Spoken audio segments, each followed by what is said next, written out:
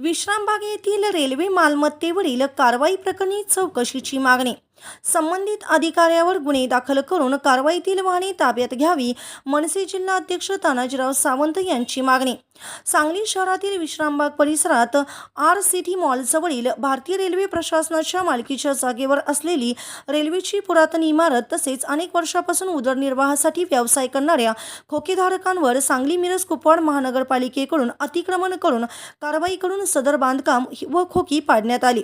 आज संबंधित जागेवर रेल्वे प्रशासनाचे अधिकारी कंपाऊंड उभारण्यासाठी आले असता मनसेचे जिल्हाध्यक्ष तानाजीराव सावंत, खोकेधारक संघटना तसेच हमाल संघटनेचे पदाधिकारी यांनी तीव्र विरोध दर्शवला. यावेळी उपस्थित पदाधिकाऱ्यांनी संतप्त प्रतिक्रिया देत प्रश्न उपस्थित केला की जर ही जागा रेल्वे प्रशासनाची असेल तर महापालिका आयुक्तांनी रेल्वेची लेखी परवानगी न घेता कारवाई कशी केली, तसेच जर परवानगी घेतली नसेल तर रेल्वे प्रशासनाने संबंधित अधिकाऱ्यावर तात्काळ कारवाई का केली नाही. सदर जागेवर रेल्वेचे जुने तिकीट कंपाऊंडची इमारत चांगल्या अवस्थेत अस्तित्वात होती. त्यालगत अनेक वर्षापासून खोकेधारक व हमाल संघटना व्यवसाय करत होते. ही कारवाई कोणाच्या फायद्यासाठी व कोणत्या हेतूने करण्यात आली याबाबत गंभीर संशय व्यक्त करण्यात आला आहे.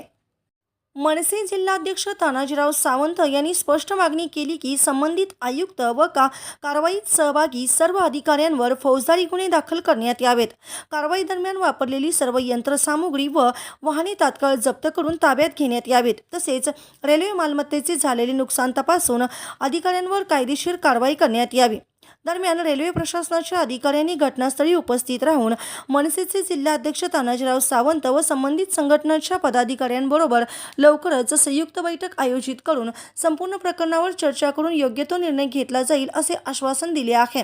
यावेळी सदर प्रकरणाची सखोल चौकशी करून दोषीवर कठोर कारवाई करावी व संबंधित कुटुंबियांना न्याय द्यावा अशी एकमुखी मागणी करण्यात आली आहे.